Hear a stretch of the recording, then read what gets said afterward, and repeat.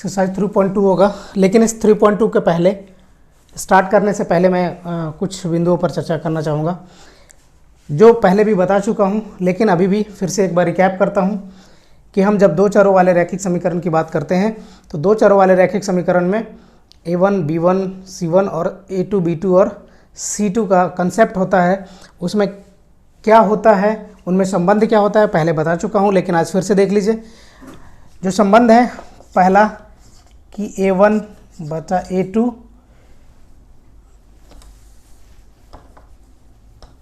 अगर समीकरण a1x plus b1y plus c1 is equal to 0 और a2x plus b2y plus c2 is equal to 0 है, अगर दो ये इक्वेशंस है तो इनमें संबंध क्या होता है।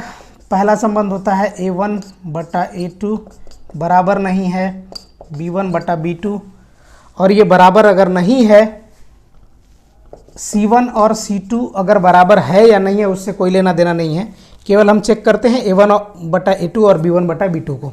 अगर ऐसा है, ये नहीं भी चेक करें तब भी कोई बात नहीं है, लिख दें तब भी कोई बात नहीं है, हम चेक केवल a1 बटा a2 बराबर b1 बटा b2 करते हैं। अगर ऐसा है तो ग्राफीय विधि से अगर इसको सॉल्व करेंगे तो ग्राफीय विधि से जब सॉल्व करेंगे तो इसका रेखाएं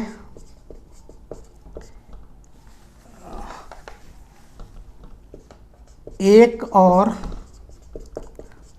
केवल एक हल होगा तथा रेखाएं एक दूसरे को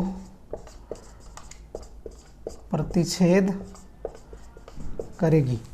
अगर कंडीशन ऐसा है कि a1 बटा a2 बराबर नहीं है b1 बटा b2 के, तो इन इक्वेशंस का केवल और केवल एक हल निकलेगा जिसको अद्वितीय हल भी कहा जाता है। अगर इसका ग्राफ खींचा जाएगा तो उनकी रेखाएं, जो ग्राफीय रेखाएं होती हैं, वो एक दूसरे को काटेंगी, प्रतिच्छेद करेंगी, मतलब कि ये ऐसा होगा। अगर कंडीशन a1 बटा a2 बराबर b1 बटा b2 बराबर c1 बटा c2, अगर ये तीनों बराबर होती हैं तो तीनों बराबर होने पर क्या होगा, हल इनके कितने होंगे, अनेक होंगे। अनेक हल होंगे, अनेक हल या अपरिमित रूप से अनेक हल भी कहते हैं। अनेक हल होंगे मतलब एक से अधिक हल होंगे उसके, तथा रेखाएं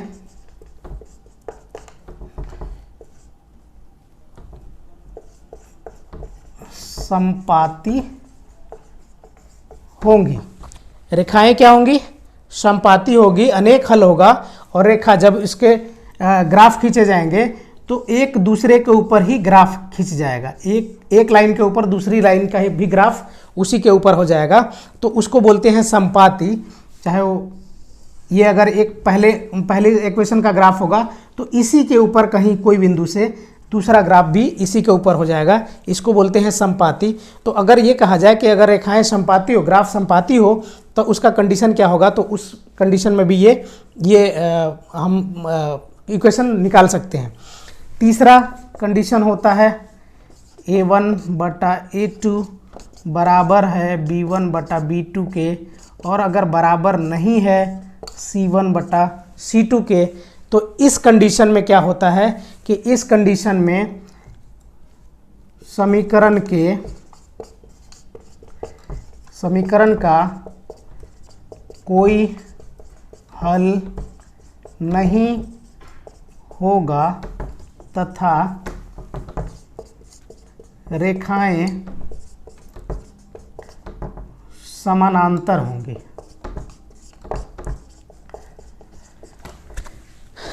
जब ये कंडीशन होगा a1 बटा a2 बराबर b1 बटा b2 और बराबर नहीं है c1 बटा c2 के, तो समीकरण का क्या होगा, कोई हल नहीं होगा और रेखाएं क्या होंगी, एक दूसरे के समानांतर होगी। समानांतर रेखा क्या होता है कि वो कहीं भी एक दूसरे से नहीं मिलती हैं। या यूँ कहा जाता है कि अनंत पर मिलेंगे। समानांतर रेखाएं कहाँ मिलती हैं? अनंत पर मिलती हैं। तो इसका मतलब है कि अनंत कहीं है नहीं, तो इस रेखाएं एक दूसरे से कहीं नहीं मिलेंगी, इसलिए इस समीकरण का कोई हल नहीं होता है। तो ये इसी कंसेप्ट से हम चैप्टर नंबर 3 का एक्सरसाइज 3.2 करेंगे। इस पर ग्राफ विधि से हल करेंगे और ये भी चेक करेंगे कि कौन सी रेखाएं, कौन से समीकरण का एक हल होगा, कौन से समीकरण का अनेक हल होगा और कौन से समीकरण का कोई हल नहीं होगा, या कौन सी रेखाएं एक दूसरे को प्रतिच्छेद करेंगी, कौन सी रेखाएं संपाती होंगी और कौन सी रेखा समानांतर होंगी। इसी पर आधारित ये चैप्टर 3 का एक्सरसाइज 3.2 है। तो आइए देखते हैं एक्सरसाइज 3.2 का पहला क्वेश्चन। तो आइए देखते हैं एक्सरसाइज नंबर 3.2 का पहला क्वेश्चन ये कह रहा है, पहला क्वेश्चन का मैंने लैंग्वेज नहीं लिखा है, उसमें लिखा है कि निम्न कथन का 2 समीकरण युग्म बनाइए और उसका ग्राफीय विधि से हल करें। अब ये पहला क्वेश्चन क्या है कि कक्षा X के 10 विद्यार्थियों ने एक गणित की पहली प्रतियोगिता में भाग लिया। यदि लड़कियों की संख्या लड़कों की संख्या से 4 अधिक हो तो प्रतियोगिता में भाग लिए लड़कों और लड़कियों की संख्या ज्ञात करना है। कह रहा है कक्षा 10, X पढ़िए या 10 पढ़िए, कुछ भी पढ़ सकते हैं। कक्षा 10 के 10 विद्यार्थियों ने, कितने विद्यार्थी हैं? 10 विद्यार्थी हैं, गणित की पहली प्रतियोगिता में भाग लिया। यदि लड़कियों की संख्या लड़कों की संख्या से 4 अधिक है, लड़कियां लड़कों से 4 अधिक हैं और टोटल हैं 10। तो हम पहले मान लेते हैं, चूंकि 2 चर वाला रैखिक समीकरण है, तो पहले लड़कों और लड़कियों की संख्या मान लेते हैं। उसके बाद आगे सॉल्व करेंगे, इक्वेशन बनाएंगे, ग्राफ चार्ट बनाएंगे और उसके आधार पर इसका ग्राफीय विधि से हल करेंगे। तो पहला होगा हमारा, माना कि लड़कों की संख्या x है तथा लड़कियों की संख्या बराबर y है। लड़कों और लड़कियों की संख्या x और y मान लिया। अब कह रहा है कि कक्षा 10 के 10 विद्यार्थियों ने एक गणित की पहली प्रतियोगिता में भाग लिया। टोटल कितने विद्यार्थी हैं? तो 10 हैं। विद्यार्थी में लड़का और लड़की सब शामिल हैं। तो 10 में क्या है? लड़का भी है और लड़की भी है। इसका मतलब है कि प्रश्न से लड़का और लड़कियों की संख्या जोड़ दिया जाए तो कितना होगा? 10 हो जाएगा। इसका मतलब है कि x प्लस वाई बराबर है 10। ये हमारा समीकरण 1 बनता है। समीकरण 1 बन। अब ये पहला इक्वेशन आया कि लड़कों और लड़कियों की संख्या टोटल कितनी है? 10 है। अब क्या कह रहा है कि लड़कों की संख्या लड़कियों की संख्या लड़कों की संख्या से 4 अधिक है। इसका मतलब है कि पुनः प्रश्न से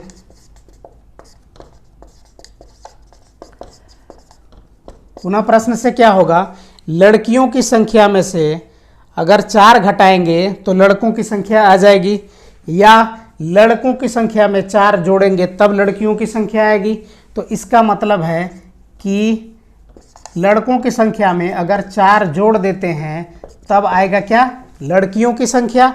या इसको यूं कहें कि इसको इधर ले आएं और इसको इधर ले जाएं तो x माइनस वाई बराबर क्या हो जाएगा?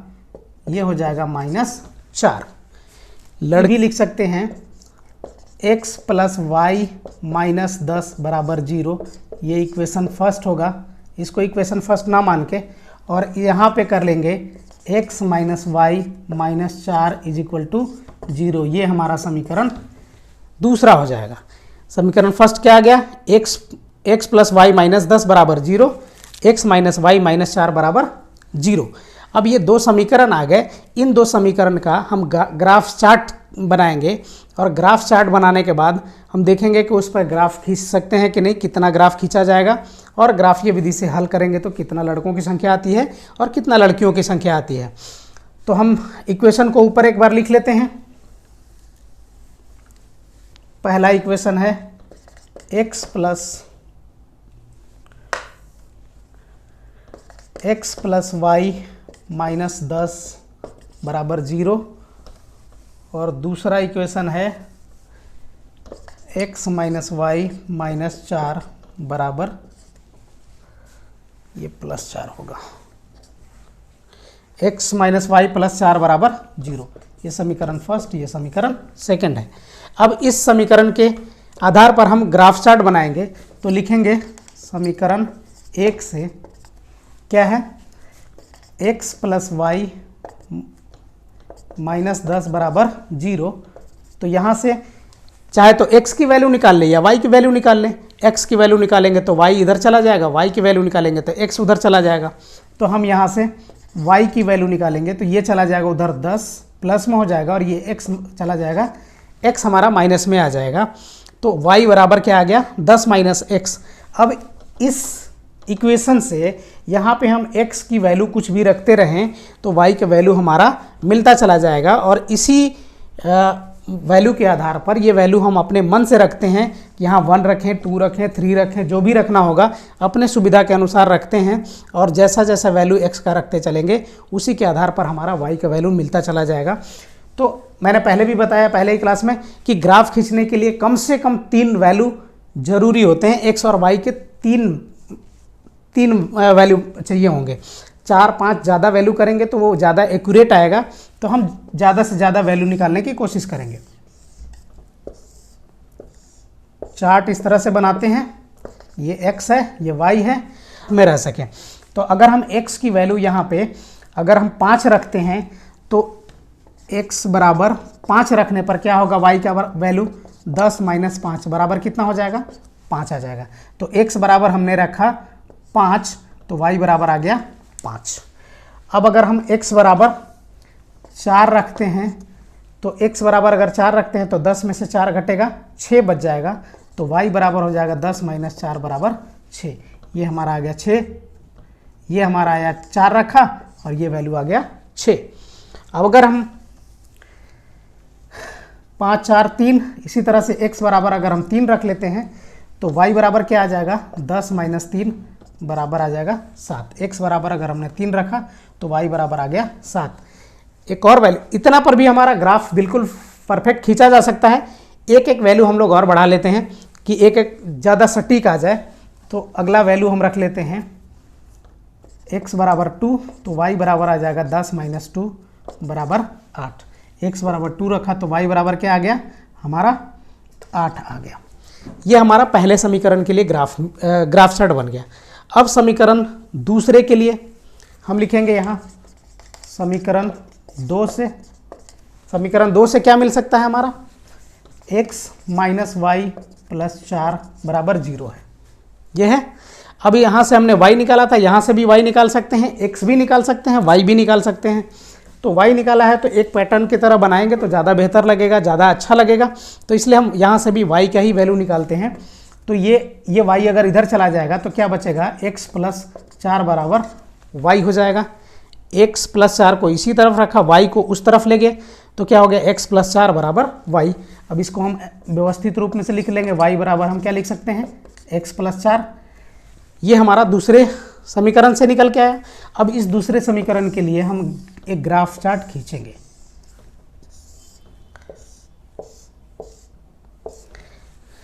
हमने रखा x और y, ये दो हैं। अब यहाँ से x की वैल्यू जैसे जैसे हम जो भी रखते चले जाएंगे y का वैल्यू हमें मिलता चला जाएगा। x बराबर अगर हम मान लिए कि x बराबर हमने 0 रख लिया तो x बराबर 0 रखा, y बराबर क्या आ गया, 0 प्लस 4 4 बच जाएगा। x बराबर हमने 1 रख लिया तो यहाँ 1 प्लस 4 y बराबर क्या आ जाएगा, 5 आ जाएगा। इसके बाद x बराबर 2 रख लिया तो 4 और 2 6, x बराबर अगर 2 रखा तो 4 और 2 6 आ गया। x बराबर अगर 3 रख लिया, x बराबर 3 रख लिया तो 4 और 3 7, x बराबर 3 y बराबर 7 आ गया। ये हमारा समीकरण दूसरे के लिए ग्राफ चार्ट। हम इससे अधिक भी वैल्यू ले सकते हैं, कोई दिक्कत नहीं है। अगर हम 5 रखेंगे तो 5 और 9 का वैल्यू आ जाएगा। 6 रखेंगे तो 6 4 10 का वैल्यू आ जाएगा। तो इस तरह से हम मैक्सिमम वैल्यू बढ़ा सकते हैं। हमारा मिनिमम चाहिए होता है 3, कम से कम 3 वैल्यू पे भी हम आराम से ग्राफ खींच सकते हैं। तो ये हमारा दोनों समीकरण के लिए दोनों ग्राफ चार्ट आ गया। अब हम देखते हैं इस पर कि ग्राफ खींच के और ग्राफ खींचने के बाद क्या समीकरण का हल आता है वो हम देखेंगे। तो यहाँ देख रहे हैं x भी सब प्लस में वैल्यू है और y भी प्लस में वैल्यू है। मैंने आपको पहले भी क्लास में बताया था कि अगर प्लस वैल्यू ज़्यादा है या माइनस वैल्यू ज़्यादा है तो जो ज़्यादा होता है उसके ग्राफ एक्सिस को हम लोग बड़ा कर लेते हैं, जो कम वैल्यू होते हैं उसके ग्राफ एक्सिस को छोटा कर लेते हैं। तो हमें दोनों प्लस में चाहिए होगा, तो हमने प्लस वाले वैल्यू को हम ज़्यादा बढ़ा रहे हैं और माइनस वाले वैल्यू को कम बढ़ा रहे हैं। तो ये हमारा हो गया y एक्सिस प्लस में, y एक्सिस माइनस में, ये x एक्सिस माइनस में, x एक्सिस प्लस में। अब ये हमारा हो गया मूल बिंदु 0। हमें x में मैक्सिमम वैल्यू चाहिए +5 और y में मैक्सिमम वैल्यू चाहिए +8। तो x में +5 तक 1 2 3 4 5 6, ये हम जब ग्राफ कॉपी पे हल करेंगे, ग्राफ पेपर पे हल करेंगे तो डिस्टेंस हमको बराबर रखना है, तभी हमारा ग्राफ सुंदर और एग्जैक्ट हल निकल के आएगा। नहीं तो अगर ये डिस्टेंस अगर अलग अलग ले लेंगे तो फिर ये गलत ग्राफ आ सकता है, गलत हल निकल सकता है। इसलिए आप यहाँ तो रफ बना रहे हैं, लेकिन जब ग्राफ कॉपी पे बनाएंगे तो उसको एग्जैक्ट डिस्टेंस लेना होगा कि कौन सा डिस्टेंस पे हम ले रहे हैं, कम वाले पे, ज़्यादा वाले पे, लेकिन बराबर डिस्टेंस लेना है। इसी तरह से यहाँ पे 1 लिख दिया, 2 3 4 5 और ये 6। इसी तरह से इस तरफ बढ़ लेंगे, 1 2 3 4 5 6 7 और 8। इसको लिख लिया 1 2 3 4 5 6 7 और 8। ये हमारा आ गया, दोनों का वैल्यू आ गया। इधर हमको माइनस में कुछ चाहिए नहीं तो हमने लिख दिया केवल ऐसे ही, माइनस में कोई वैल्यू है नहीं तो माइनस का हमको ज़रूरत भी नहीं है। अब आते हैं हम ग्राफ खींचने की, ग्राफ का जो पॉइंट्स है उस पॉइंट को, इक्वेशन से जो पॉइंट मिले हैं हमें, उस पॉइंट को इंडिकेट करने का, निरूपित करने का समय आ गया। अब देखते हैं कि x का पहला वैल्यू 5 है और y का भी 5 है। तो x एक्सिस पे +5 कहाँ है? यहाँ है। और y एक्सिस पे 5 के सामने 5 ही है, y एक्सिस पे 5 वैल्यू कहाँ है? तो y एक्सिस पे हमारा 5 वैल्यू कहाँ है? इन दोनों को सामने मिला के जो हमारा पॉइंट बनेगा, इस पॉइंट को हम इंडिकेट कर लेंगे। ये पॉइंट क्या हुआ हमारा? 5 और 5 का। ये 5 5 कैसे? दोनों 5 5 है इसलिए हमने लिख दिया, लेकिन ये 5 x एक्सिस का वैल्यू है, पॉइंट है, और ये y एक्सिस का पॉइंट है। पहले हम x एक्सिस के पॉइंट को लिखते हैं, उसके बाद y एक्सिस के पॉइंट को लिखते हैं। अगला है x बराबर 4 और y बराबर 6। x बराबर 4 और y बराबर 6, ये हमारा, ये 4 है और 6 है यहाँ, तो ये लगभग ये पॉइंट हमारा इसके आसपास आएगा, लगभग इस पॉइंट पे आएगा। तो ये हमारा आ गया 4 और 6। तीसरा पॉइंट है 2 और 8, x बराबर 2 और y बराबर 8। x एक्सिस पे 2 और y एक्सिस पे 8। सॉरी, ये 2 8 से पहले तीसरा वैल्यू है, x बराबर 3 और y बराबर 7। तो x बराबर 3 और y बराबर 7 है। x एक्सिस पे तीसरा पॉइंट ये है और y एक्सिस पे 7वां पॉइंट ये है। तो ये लगभग हमारे पास ये आ जाएगा, ये लगभग ये पॉइंट आएगा। ये x बराबर 3 और y बराबर 7, ये पॉइंट हमारा आया 3 और 7 का। अगला पॉइंट है x बराबर 2 और y बराबर 8 का। तो x बराबर 2 ये है और y बराबर 8 लगभग यहाँ पे आ जाएगा। तो ये मान लीजिए कि ये हमारा पॉइंट आ रहा है। तो अब हम देखते हैं कि ये 2 और 8 ये पॉइंट आ गया। x प्लस वाई माइनस 10 इस इक्वेशन के लिए, पहले इक्वेशन के लिए, पहली स्थिति के लिए हमारा ये ग्राफ चार्ट तैयार हुआ था। इस ग्राफ चार्ट के माध्यम से हमने ये पॉइंट इंडिकेट किए हैं, ये पॉइंट हमने बिंदु हमें मिले हैं और इन चारों बिंदुओं को हम एक लाइन में मिलाने की कोशिश करते हैं। ये मिलाएंगे तो कुछ ऐसा जाएगा। ये हमारा हुआ ग्राफ पहले स्थिति के लिए या पहले समीकरण के लिए। अब इस ग्राफ पर हम पहला समीकरण भी लिख देते हैं, क्योंकि पॉइंट्स तो हमने इंडिकेट कर ही दिए हैं, लेकिन हमें समीकरण भी लिखना होता है। तो समीकरण हमने लिख दिया कि x प्लस वाई माइनस 10 बराबर 0। इस समीकरण के लिए ये ग्राफ खींचा गया। अब आते हैं दूसरे समीकरण पे, दूसरे ग्राफ चार्ट पे। दूसरे ग्राफ चार्ट में पहला वैल्यू x बराबर 0 है, y बराबर 4 है। x बराबर 0 तो हमारा यही आ गया, चूँकि ये x बराबर 0 भी है, y बराबर भी 0 है। ओरिजिन पॉइंट या मूल बिंदु कहते हैं इसको। x बराबर 0, अब x बराबर 0 है, इसका मतलब x पे कोई वैल्यू दूसरे जगह नहीं जाएगा। अब ये y बराबर 4 है तो y एक्सिस पे ही हम 0 के सामने सामने से बढ़ेंगे और ये हमारा पहला बिंदु आएगा यहाँ पे। ये बिंदु हुआ हमारा x बराबर 0 और y बराबर 4 का, तो यहाँ हमने लिख दिया 0 और 4। दूसरा बिंदु है x बराबर 1 और दूसरा y बराबर 5। x बराबर 1 और y बराबर 5, लगभग ये हमारा बिंदु इस पॉइंट पे आएगा, तो इसको हमने लिख दिया 1 और 5। तीसरा बिंदु है हमारा x बराबर 2 और y बराबर 6। x बराबर 2 और y बराबर 6 कहाँ आ जाएगा? ये लगभग ये बिंदु हमारा आएगा इस बिंदु के आसपास। तो ये तीसरा पॉइंट हुआ हमारा 2 और 6 का। 2 यहाँ x बराबर x एक्सिस पे 2 और y एक्सिस पे 6, ये हमारा पॉइंट आ गया। अब अंतिम पॉइंट है x बराबर 3 और y बराबर 7। x एक्सिस पे 3 और y एक्सिस पे 7। ये ऑलरेडी हमारा पहले ग्राफ में भी ये पॉइंट मिला हुआ है, x एक्सिस पे 3 और y एक्सिस पे 7। तो ये हमारा पहला बिंदु ये, दूसरा बिंदु ये, तीसरा बिंदु ये और चौथा बिंदु ये मिल गया। तो अब इन चारों बिंदुओं को हम मिलाने की कोशिश करेंगे। तो ये चारों बिंदु जब हम मिला रहे हैं तो ये हमारा ग्राफ कुछ ऐसा मिल रहा है। ये ग्राफ आ गया, ये आ गया 041526 और ये आ गया 37 है ये। तो ये हमारा 37 का ग्राफ। अब ये पहला इक्वेशन के लिए ये ग्राफ हुआ। दूसरा इक्वेशन हमारा है क्या? x minus Y plus 4 is equal to 0। ये हमारा दूसरा इक्वेशन के लिए ग्राफ मिल गया। अब ये देखते हैं कि दोनों ग्राफ, जब आप कंडीशन में मैंने पढ़ाया था कि a1 बटा a2 बराबर b1 बटा b2 नहीं होगा, तो केवल और केवल एक अद्वितीय हल होगा। यहाँ हमें चेक करने के लिए तो नहीं कहा है, लेकिन हमें हल निकालने के लिए कहा है। इसका मतलब है कि केवल और केवल एक अद्वितीय हल होगा। तो अद्वितीय हल होगा, इसका मतलब है कि रेखाएं प्रतिच्छेद करेंगी, और यहाँ हमें मिल रहा है कि रेखाएं एक दूसरे को प्रतिच्छेद कर रही हैं, और जिस बिंदु पर प्रतिच्छेद कर रही है वही हमारा इन दो समीकरण का, इस क्वेश्चन का हल हमारा निकल के आएगा। तो पहला जो बिंदु है जहाँ पे दोनों रेखाएं प्रतिच्छेद कर रही हैं वो कौन सा बिंदु है? 3 और 7। ये बिंदु है जहाँ पर दोनों रेखाएं एक दूसरे को प्रतिच्छेद कर रही हैं, काट रही हैं।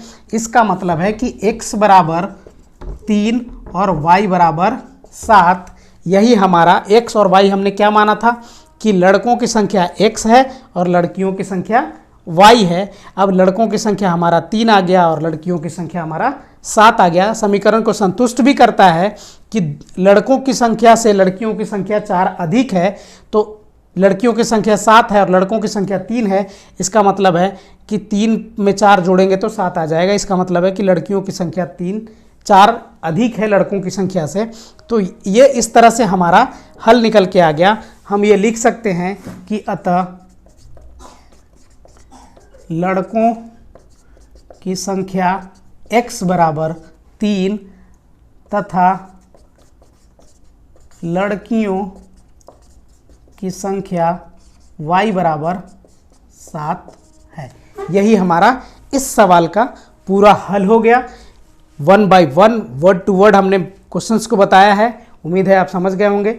आगे बढ़ते हैं हम क्वेश्चन नंबर 1 का सेकंड पार्ट पे, दूसरा क्वेश्चन पे, और कुछ दूसरे क्वेश्चन को देखेंगे, उसको ग्राफीय विधि से हल करने की कोशिश करेंगे।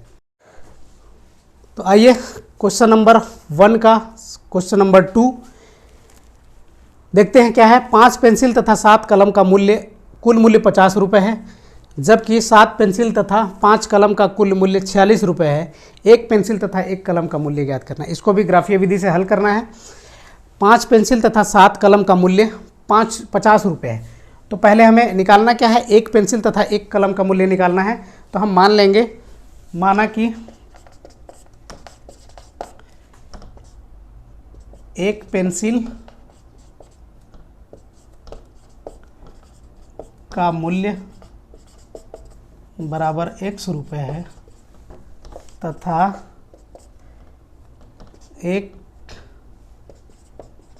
कलम का मूल्य बराबर y रुपये है। एक पेंसिल और एक कलम का मूल्य हमने 100 और y मान लिया। अब प्रश्न से क्या करें, 5 पेंसिल का दाम कितना होगा 5x, 7 कलम का मूल्य 7y, एक पेंसिल का दाम 1 रुपया तो 5 पेंसिल का दाम 5 रुपया, एक पेंसिल का दाम 100 रुपया तो 5 पेंसिल का दाम 5x रुपया, एक कलम का मूल्य y रुपया तो 7 कलम का मूल्य 7y रुपया। तो प्रश्न से लिखेंगे 5 पेंसिल का मूल्य 5x और 7 कलम का मूल्य 7y, दोनों को कुल मूल्य कितना है 50 रुपया, तो कुल मतलब दोनों को जोड़ देंगे तब क्या आएगा 50 रुपया। ये आ गया हमारा समीकरण फर्स्ट। चूँकि इसमें कुछ कॉमन होने लायक है नहीं, ये 5 है ये 7 है, दोनों अभाज्य संख्या है, तो कुछ कॉमन हो के ये इक्वेशन कम होने वाला लायक है नहीं, इसलिए हमने जैसा का तैसा वैसा ही रख लिया। अब पुनः प्रश्न से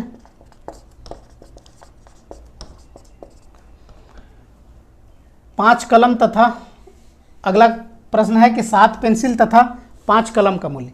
अब ये उल्टा हो गया, पहले 5 पेंसिल था और 7 कलम था, अब 7 पेंसिल है और 5 कलम है, तो 7 पेंसिल का मूल्य 7x, 5 कलम का मूल्य 5y बराबर कितना होगा 46 रुपया है। तो ये हमारा समीकरण दूसरा हो गया। अब ये समीकरण 2 आ गए। पहले समीकरण के लिए हम चार्ट बनाएंगे, दूसरे समीकरण के लिए चार्ट बनाएंगे और उस चार्ट के आधार पर हम ग्राफ खींचने की कोशिश करेंगे और देखेंगे कि क्या हल निकल के आता है। तो समीकरण 1 से क्या करेंगे 5x प्लस 7y बराबर 50 है। अब इस पे क्या करेंगे, x बराबर निकाल लेंगे उधर, तो 5x बराबर ये 7y इधर जाके प्लस हो जाएगा माइनस हो जाएगा, तो 50 माइनस 7y, इसलिए x बराबर क्या होगा 50 माइनस 7y बराबर बटा में 5। अब ये देखेंगे कि 5x इधर रखा, 7y को बराबर के दूसरी तरफ ले गया, 50 माइनस 7y, तो अब x बराबर क्या होगा 5x के साथ गुणा में था, अब इस इधर आके बटा में हो गया, भाग में हो गया। तो अब इसके लिए हम एक ग्राफ बनाने की कोशिश करेंगे। इसका ग्राफ कैसा बनेगा, ग्राफ चार्ट 4 वैल्यू लेके बनाते हैं, 3 वैल्यू पे भी बनेगा लेकिन 4 वैल्यू लेके बनाते हैं, x और y। अब हम यहाँ का y का ऐसा वैल्यू रखेंगे कि वो वैल्यू माइनस प्लस होने के बाद ये 5 से पूरा कट जाए। वैसे डेसिमल में भी बन सकता है लेकिन डेसिमल में थोड़ा ग्राफ खींचने में दिक्कत आती है, जिसके वजह से कोशिश ये करते हैं कि ये पूर्ण संख्या हो, x और y का वैल्यू 1 2 3 4 5 6 कुछ भी हो, 1.2 1.3 ऐसा ना हो तो ज़्यादा बेहतर होता है। लेकिन अगर जब कोई उपाय नहीं होता है, जब डेसिमल में ही आता है, दशमलव में ही आता है, तो फिर हमें मजबूरन दशमलव में ही ग्राफ खींचना चाहिए या खींचना पड़ता है। तो हम देखते हैं इसमें कि y का क्या वैल्यू रखेंगे कि ये 50 में से घट के और ये पूरा y बराबर अगर हम 0 रखते हैं तो क्या आएगा, y बराबर 0 रखा तो 7 गुना 0 होके 0 हो जाएगा, ये 50 बचेगा, 50 में 10 से भाग लगाएंगे तो क्या होगा 50 में 5 से भाग लगाएंगे तो 10 बचे 50, ये आ जाएगा 10। y बराबर 0 रखा तो x बराबर आया 10। अब दूसरा वैल्यू रखते हैं, 0 अगर रखा है फिर रखेंगे 1 रखेंगे तो 7, 50 माइनस 7 43 नहीं कटेगा, 2 रखते हैं 7 दूना 14, 36 5 से नहीं कटेगा, 3 21 नहीं कटेगा। अब रखते हैं 5 7 y बराबर 5 रखते हैं तब क्या वैल्यू आता है, y बराबर अगर 5 रखते हैं तो ये आ जाएगा x बराबर 50 माइनस 7 गुने 5 बटा में 5, तो 50 माइनस 7 बचे 35 बटा में 5, तो ये वैल्यू आ जाएगा 15 बटा में 35 में से 50 में से 35 घटेगा 15, 15 में से 5 घटेगा 3। तो ये y बराबर आ जाए, x बराबर आ जाएगा हमारा 3। y बराबर 0 रखा तो 10 आया, 5 रखा तो 3 आ गया। अब हम अगर 10 रखते हैं, y बराबर अगर हम 10 रख लेते हैं तो क्या होगा, 10 सत्ते 70, क्योंकि ये 0 और 5 का इंटरवल में चल रहा है तो ये 5 का इंटरवल में ही चलेगा। तो 10 रखते हैं y बराबर, तो 10 रख लिया, 10 सत्ते 70, ये 70 में से 50 घटेगा तो 50 माइनस 7 गुने 10 बटा में 5, तो ये 50 माइनस 70 बटा में 5, 70 में से 50 घट जाएगा तो माइनस 20 बटेगा, ये 5 चौके 20, ये आ जाएगा हमारा -4, ये आ जाएगा हमारा -4 ये वैल्यू। अब अगर हम इसको रखते हैं, चूँकि अगर हम ज़्यादा बढ़ाएंगे 5, 10, 15 अगर रखते हैं तो बहुत लंबा ग्राफ चला जाएगा, तो हम इसको माइनस में कुछ वैल्यू ले लेते हैं। माइनस में अगर वैल्यू ले लेते हैं तो ये भी कुछ माइनस में आ जाएगा और थोड़ा कम वैल्यू आ जाएगा। तो हम यहाँ से माइनस में वैल्यू ले लेते हैं, 0, 5, 10 हुआ है तो हम यहाँ से -5 ले लेते हैं। तो ये -5 अगर आ जाता है तो आ जाएगा 50 माइनस 7 गुने -5 बटा में 5, ये आएगा हमारा 50, माइनस और माइनस प्लस हो जाएगा, 7 पचे 35 आ जाएगा, ये हमारा आ गया 50, 50 और 35, ये आ गया हमारा 85, 85 बटा 5, तो ये आ गया हमारा 17। तो y बराबर अगर हम रखते हैं -5 तो हमारा x बराबर वैल्यू आता है 17 प्लस में, ये वैल्यू आ गया। तो ये हमारा पहले समीकरण के लिए ये ग्राफ चार्ट बनके तैयार हो गया। अब दूसरे समीकरण के लिए हम ग्राफ चार्ट बनाएंगे।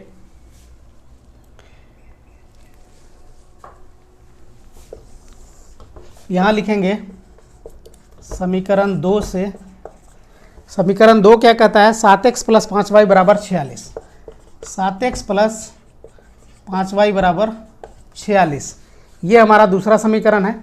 दूसरा समीकरण के लिए हम क्या करेंगे, यहाँ भी 7x बराबर करेंगे तो 46 माइनस 5y, 5y उधर जाके माइनस हो जाएगा।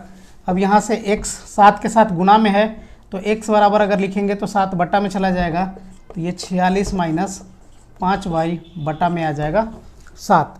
अब x बराबर आ गया हमारा 46 माइनस 5y बटा 7। अब 5y का जो वैल्यू रखना होगा, ऐसा वैल्यू रखना होगा जिससे कि 7 से वो डिवाइड होके एक पूर्ण संख्या मिल जाए हमें, ताकि हमारा ग्राफ चार्ट अच्छे से बन जाए, पूर्ण संख्या का ग्राफ चार्ट बने और जिससे कि हमें ग्राफ खींचने में आसानी हो। तो हम देखते हैं इसमें वैल्यू रख के ये क्या रख सकते हैं। इसके लिए ग्राफ अगर बनाएंगे तो हमारा ग्राफ चार्ट होगा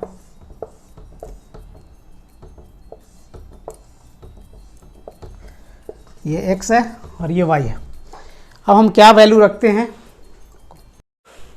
तो आइए दूसरे समीकरण से, ये हमारा आएगा x का वैल्यू 46 माइनस 5y बटा 7। अब y का क्या वैल्यू रखेंगे जिससे कि हमारा x का वैल्यू पूर्णांक में मिलता रहे। तो y का वैल्यू हम प्लस माइनस कुछ भी रख सकते हैं। प्लस में रखेंगे तो x का वैल्यू कम आएगा, माइनस में रखेंगे तो थोड़ा बढ़ेगा। लेकिन देखते हैं क्या होता है। 0 रखने के बाद 5, 0 41, 5 घटेगा तो 46 माइनस 5 41 होगा, कटेगा नहीं। -1 रखने पे क्या होता है, -1 रखेंगे तो 6 हो जाएगा, 46 और 6 46 और 5 51 हो जाएगा।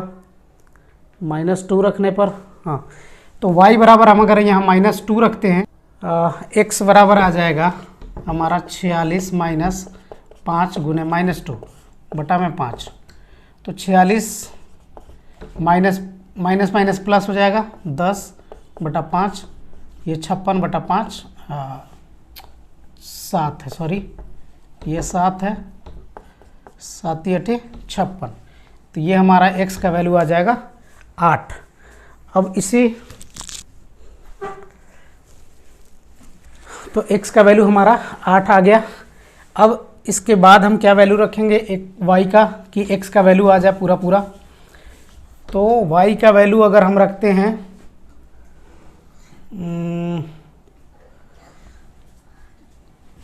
1 2, y का वैल्यू अगर क्या रखते हैं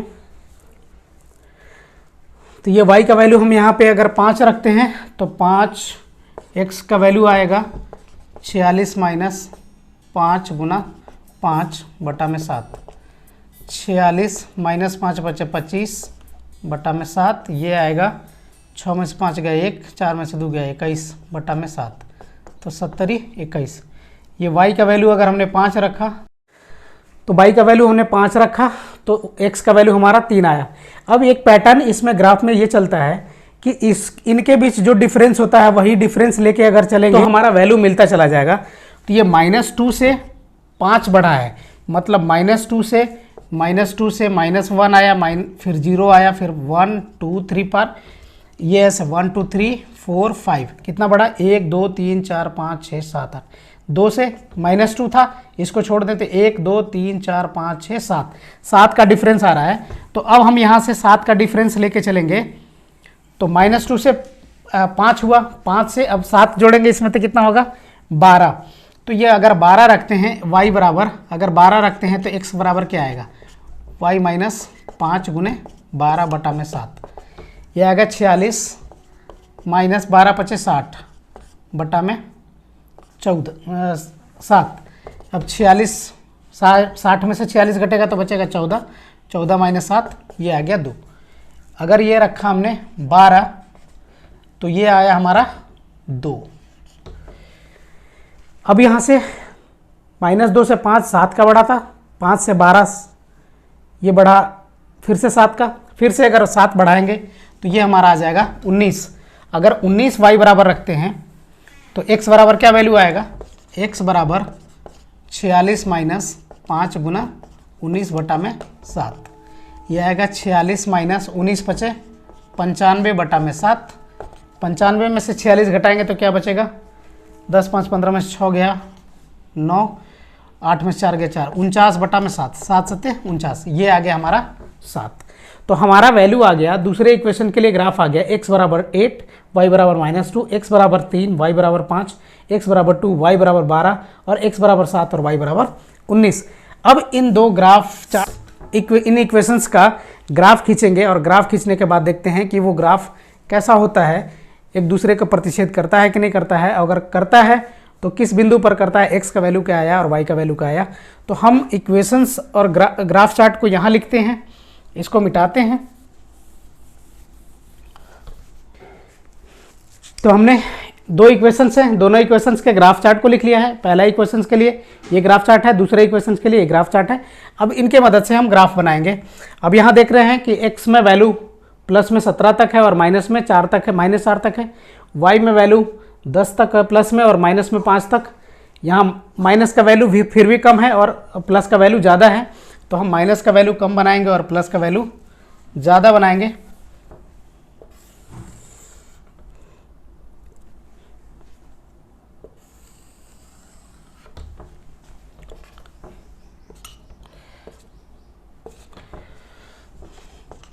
x axis plus y axis minus x axis minus y minus y plus. अब हम देखते हैं यहाँ पे जो भी ग्राफ है उसके हिसाब से इसको y को 9, y प्लस को 19 भागों में बांटना है और x प्लस को 17 भागों में बांटना है।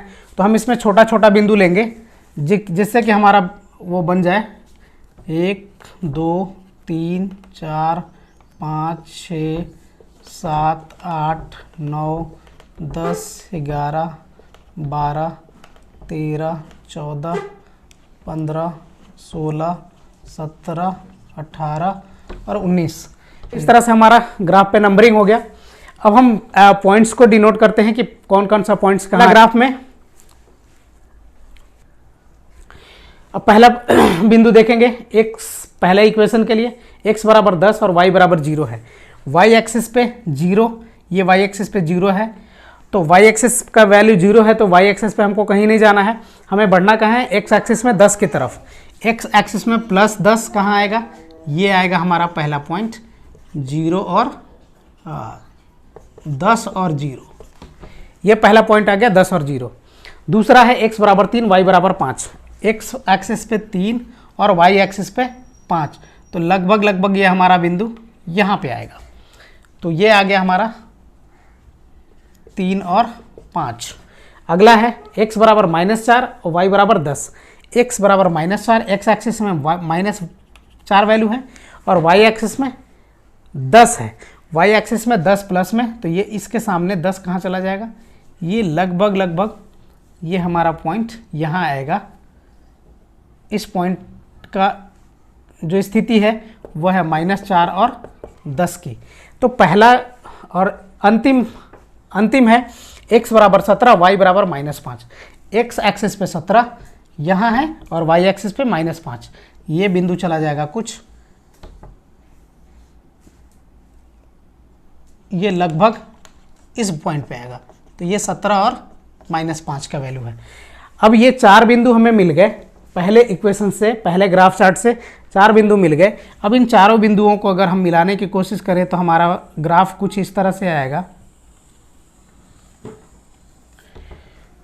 चूंकि ये रफ ग्राफ है तो सीधी लाइन नहीं मिल पा रही है, लेकिन फिर भी कुछ हद तक सही है।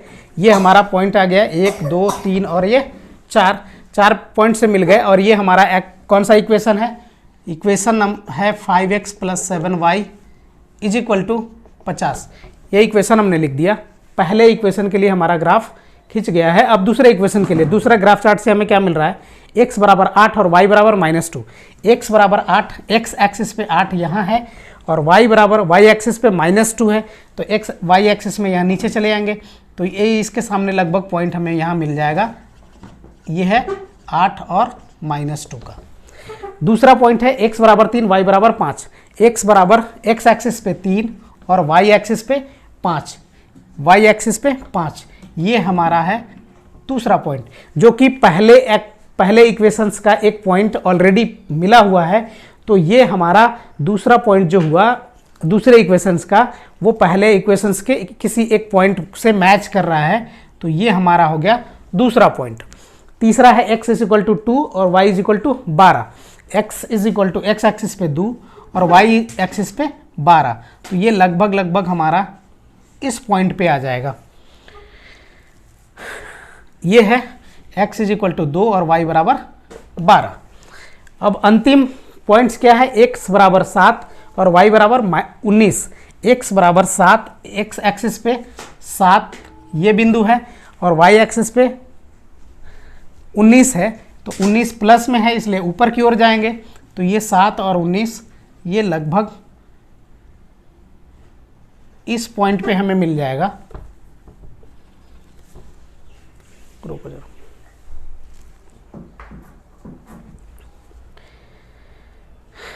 ये ग्राफ कुछ गलत हो गया है, ये वैल्यू हमारा 2 और 12, जब ये हमारा इक्वेशन आया था x बराबर